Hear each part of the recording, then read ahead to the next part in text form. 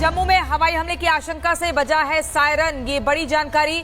जम्मू में हवाई हमले की आशंका व्यक्त की जा रही है, जिसके बाद वहां सायरन बजा है। जम्मू से ये बड़ी खबर मिल रही है। हवाई हमले की आशंका के चलते सायरन बजा है और लगातार एहतियाती जो कदम है वो भी उठाए जा रहे हैं। लेकिन ये बड़ी खबर, जम्मू में हवाई हमले की जानकारी और वहां सायरन बजा है। बिल्कुल। और अब हम आपको सबूत दिखाते हैं कहां पर हमला किया। हालांकि ये पोखरण नहीं है, पोखरण के पास हमें जानकारी है। ये देखिए आप, ये सबूत में दिखा रहे हैं। इसके अलावा और भी सबूत हैं।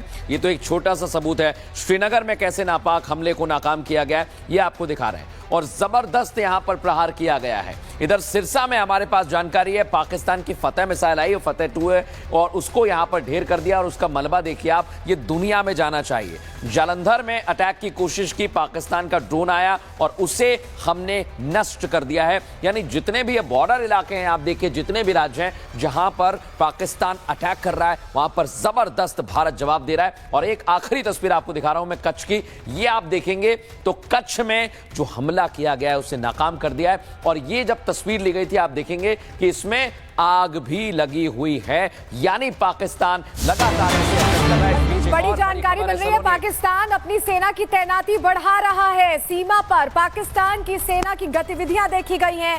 सीमा पर कई पाकिस्तानी चौकियां हालांकि भारत ने तबाह कर दी थी, कल भी वो तस्वीरें आई थी और आज भी तबाह की है। लेकिन अब जो जानकारी मिल रही है कि ये वहां पर मूवमेंट बढ़ा रहा है। नियंत्रण रेखा पर पाकिस्तान ने ड्रोन घुसपैठ और भारी तोपखाना गोलाबारी के कई प्रयास किए। कुपवाड़ा, बारामूला, पुंछ, राजौरी और अखनूर सेक्टर्स में तोप, मोर्टार एवं हल्के हथियारों से भीषण गोलाबारी जारी रही। भारतीय सेना ने प्रभावी व तुलनात्मक प्रत्युत्तर देते हुए पाक सेना को काफी क्षति पहुंचाई। पाकिस्तान सेना के अग्रिम क्षेत्रों में सैनिकों की डिप्लॉयमेंट बढ़ती दिख रही है, जो स्थिति को और भड़काने की मंशा दर्शाती है।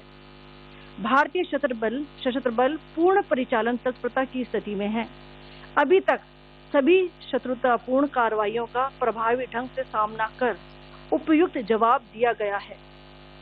भारतीय सशस्त्र बल दोहराते हैं कि वे तनाव वृद्धि नहीं चाहते, बशर्ते पाकिस्तान भी ऐसा ही व्यवहार करे। कर्नल सोडी, मैं आपका रिएक्शन लेना चाहूंगी इस खबर पर। पाकिस्तान अपनी सेना की तैनाती लगातार बढ़ा रहा है। सीमा पर पाकिस्तानी सेना की गतिविधियां दिखी हैं, लेकिन वहीं भारत ने भी कई पाकिस्तानी चौकियों को तबाह करने का काम किया है।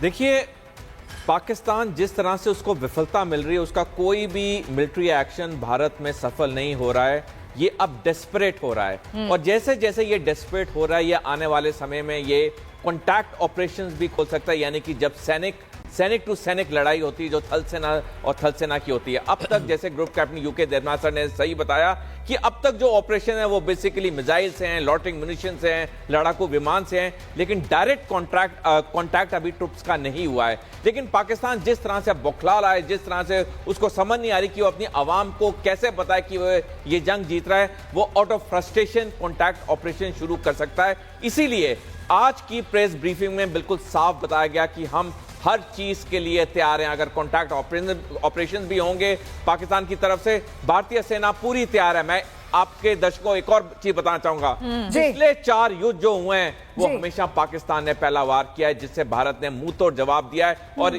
4 में से एक बार तो हमने पाकिस्तान के 2 टुकड़े भी कर दिए हैं। इस बार भी अगर पाकिस्तान ने हिमाकत की कॉन्टैक्ट ऑपरेशंस की, पाकिस्तान को इस बार फिर भारत तोड़ दे। बहुत एग्रेसिव जवाब देने वाला है भारत, ये सोडी सर कह रहे हैं। लेकिन जरा बताते हैं कि कैसे भारत के अटैक से पाकिस्तान में हालात बदल गए। जानकारी आपके सामने रख रहे हैं। पाकिस्तान को ड्रोन हमले का हमने मुंह तोड़ जवाब दिया है, हमने रिटेलिएट किया है और भारत के हमले से पाकिस्तानी सेना को भारी नुकसान पहुंचा है। इनकी जो मिलिट्री स्टैब्लिशमेंट है उनको भी नुकसान पहुंचा है। पाकिस्तान के कई सैन्य ठिकाने तबाह कर दिए गए हैं और हमने प्रिसीजन अटैक किया है, जिससे कम से कम कोलेटरल डैमेज हो और वो इलाके जो हमारे टारगेट पर है सिर्फ वही ध्वस्त हो। भारत के हमले से पाकिस्तान के 3 एयर बेसिस बर्बाद हो गए और ये अपने आप में बड़ा डेवलपमेंट है, आप समझिए, क्योंकि अभी जो हालात है पाकिस्तान अपने उन्हीं एयर बेसिस को यूज कर रहा है और हमने 3 को ध्वस्त कर दिया है। रावलपिंडी का नूर खान एयरबेस, हमले में तबाह हो गया है। तस्वीर हम आपको रिपब्लिक भारत पर दिखा रहे हैं। पाकिस्तानी एयरफोर्स का चकवाल एयरबेस है जो तबाह हो गया और तस्वीरें सामने आ रही हैं। अब धीरे धीरे करके वहां के रहवासी ही वो तस्वीरें साझा कर रहे हैं। हम आपको दिखा भी रहे हैं कि किस तरह के हालात हैं। रफीकी का शोरकोट एयरबेस है, उसको भी हमने निशाना बनाया। तो ये जो 3 एयरबेसेस हैं जो शायद बहुत क्रिटिकल हो सकते थे वहां पाकिस्तान के लिए, उन्हें हमने ध्वस्त कर दिया। हमारे साथ एक बड़ी टीम जुड़ी हुई है जो हर अपडेट हम तक पहुंचा रही है। अनामिका सिंह हमारे साथ जुड़ी हुई है, हमारे साथ जतिन जुड़े हुए हैं। जतिन, पहले आपके पास मैं आ रही हूं।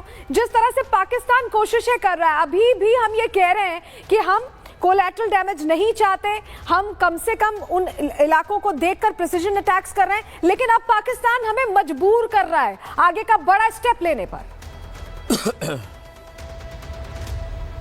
बिल्कुल, देखिए सुबह से जो तस्वीरें सामने आ रही हैं वो कहीं ना कहीं पाकिस्तान हमारे रिहायशी इलाकों को टारगेट कर रहा है और उसकी एक तस्दीक डल लेक में भी हुई है। आप ये तस्वीर देख रहे हैं, इस जगह से भी कुछ सस्पेक्ट मलबा जो है वो रिकवर किया गया और जो सीआरपीएफ है उन्होंने उस मलबे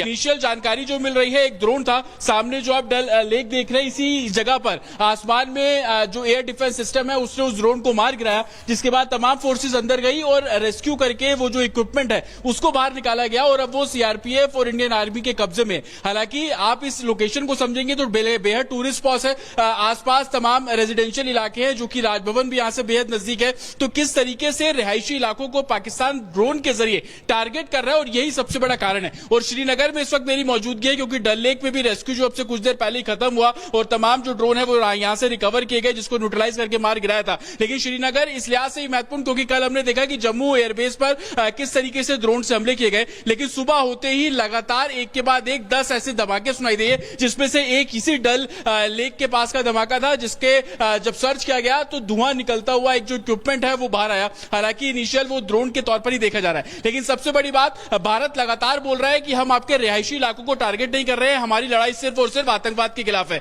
लेकिन पाकिस्तान क्या कर रहा है? पाकिस्तान उन इलाकों को टारगेट कर रहा है, चाहे वो एलओसी पे सीजफायर वायलेशन के दौरान रिहायशी इलाके हो, आम लोगों के घर हो, या उन इलाकों पे ड्रोन हमले कर रहा है जहां पे लोग रहते हैं, आबादी लोगों की सबसे ज्यादा है, मिलिट्री इक्विपमेंट्स पर उसका टारगेट करने का इरादा आतंकियों के खिलाफ है, उन्हीं के अड्डों को तबाह किया जा रहा है। लेकिन पाकिस्तान उससे बहुत आगे निकल गया है। आज जो प्रेस ब्रीफिंग हुई है उसमें बताया गया कि हमारे यहां पर भी एयरबेस को नुकसान पहुंचाने की कोशिश की गई, लेकिन भारत ने मुंह तोड़ जवाब दिया है। अनामिका, बारामूला में आप मौजूद है, वहां पर किस तरीके से स्थिति?